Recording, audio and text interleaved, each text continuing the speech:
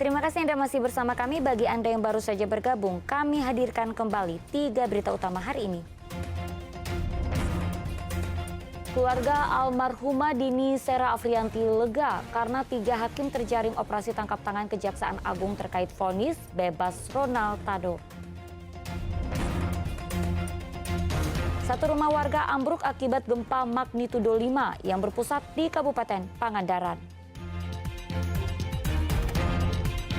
Kerap luput dari perhatian, siswa sekolah dasar negeri di daerah terpencil di Kabupaten Cirebon mendapat makan bergizi gratis.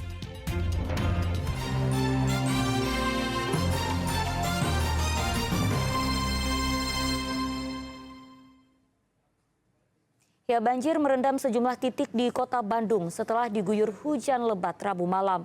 Tidak sedikit motor dan mobil yang mogok karena genangan mencapai setengah meter lebih. Banjir hingga mencapai setengah meter menggenangi kawasan Soekarno-Hatta Rabu malam. Akibatnya, akses lalu lintas dari Kota Bandung menuju Cileunyi lumpuh total.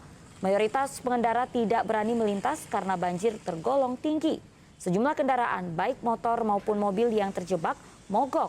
Banjir disebabkan meluapnya sungai setelah Kota Bandung diguyur hujan deras Rabu malam.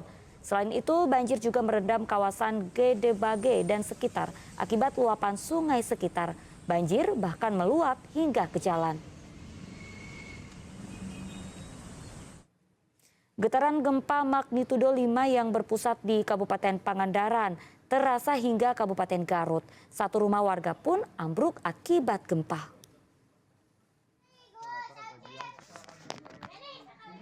Hancur tak terbentuk, begitulah nasib rumah panggung milik warga Kampung Cirede, Kecamatan Cigeduk, Kabupaten Garut usai diguncang gempa yang berpusat di Pangandaran. Meski tak ada korban jiwa, imbasnya penghuni tak lagi punya tempat tinggal. Lagi tiduran ya kan, anak mau tidur. Berapa orang di dalam rumah?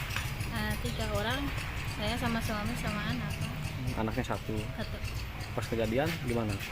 Langsung keluar. Tapi nggak ada yang tertimpa, Bu? Nggak ada.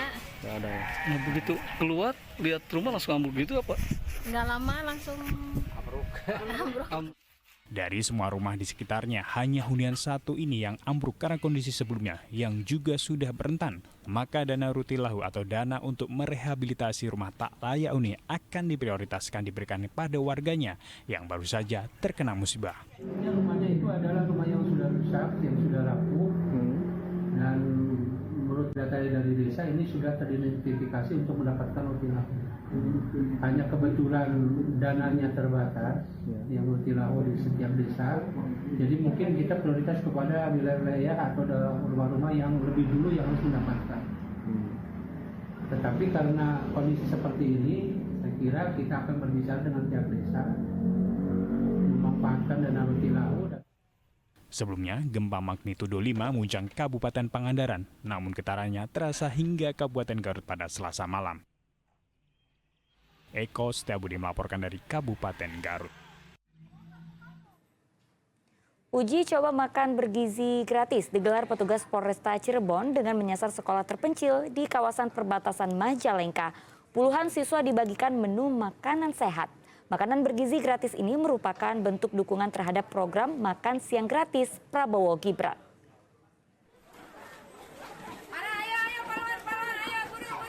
Kedatangan petugas Polresta Cirebon dan Pemkab Cirebon disambut gembira para pelajar di Sekolah Negeri 3 Cipanas di Kecamatan Duku Puntang, Kamis pagi.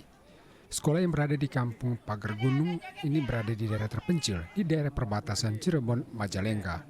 Sekolah juga jauh dari keramaian, berada di antara perbukitan dengan kondisi jalan yang cukup terjal dan rusak. Para siswa dibagikan makanan bergizi secara gratis. Nggak baru apa? Senang nggak dapat makanan ini gratis?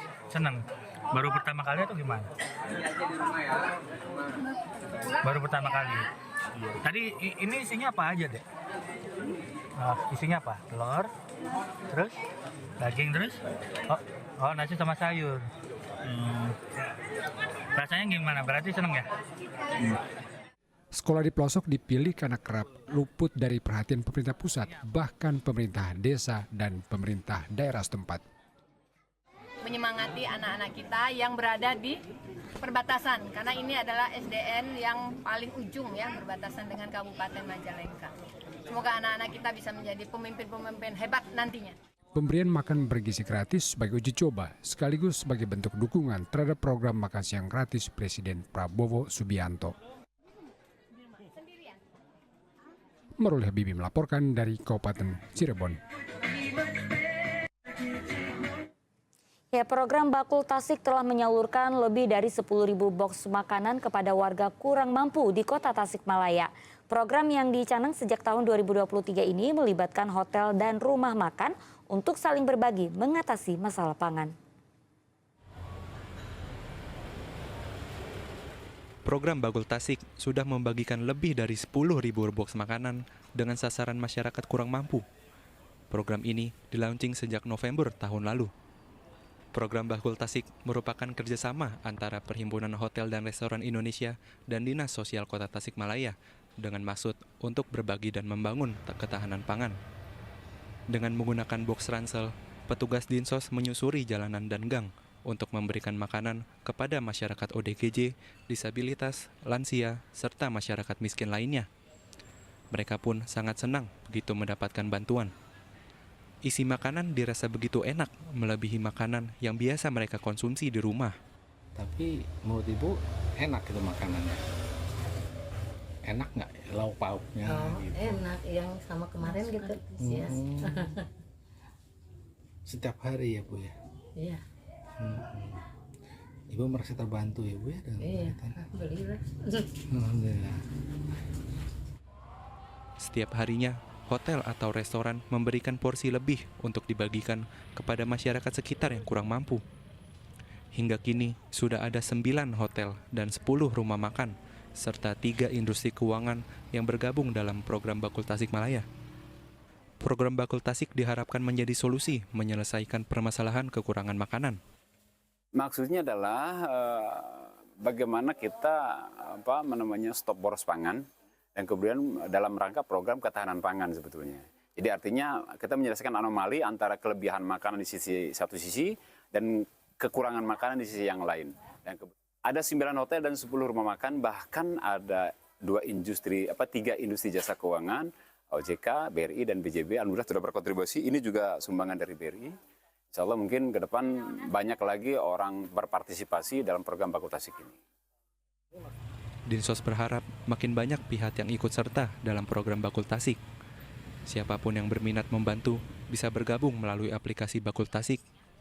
Puluhan relawan setiap harinya siap mengantar makanan kepada orang yang membutuhkan. Eko Setiabudi melaporkan dari Tasikmalaya. Ya, Hari Santri Nasional dirayakan setiap 22 Oktober.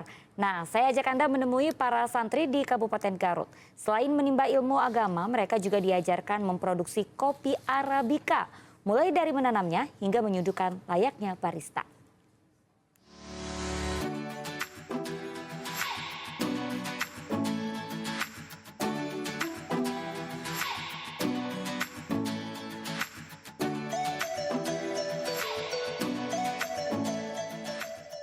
Di balik sosok santri yang dikenal sebagai agamis, ternyata tak sedikit santri yang sukses dalam bidang lainnya. Misalnya saja dalam pengembangan usaha ekonomi, seperti Pondok Pesantren Al-Amin di Kampung Bongkor, Kecamatan Samarang, Kabupaten Garut. Sejak tahun 2016 lalu, santri di pondok ini sukses menanam hingga memproduksi kopi Garut jenis Arabica. Produknya dinamai Kopi Santri, karena semua proses produksi kopi dilakukan guru ngaji dan santri. Di sela-sela menimba ilmu agama, santri diajak untuk menanam kopi di kawasan Ciberem, Samarang. Aktivitas santri dalam pengolahan kopi tak hanya sebatas menanam dan mengolah biji kopi. Mereka pun diajarkan menjadi barista. Alhamdulillah dapat pengalamannya lumayan baik lah untuk pengetahuan, nambah wawasan yang lebih luas lagi. Terus jadi Akang jadi lebih paham juga tentang kopi gitu kan ya. Pemberian bekal kepada santri ini agar menciptakan kemandirian dan lapangan kerja saat para santri sudah lulus dari pondok. kemandirian pesantren dan potensi anak santri juga. Ini untuk kemandirian, kemajuan yang ada di pesantren. Sudah berapa lama nih Kang? Jadi dimulai dari 2016.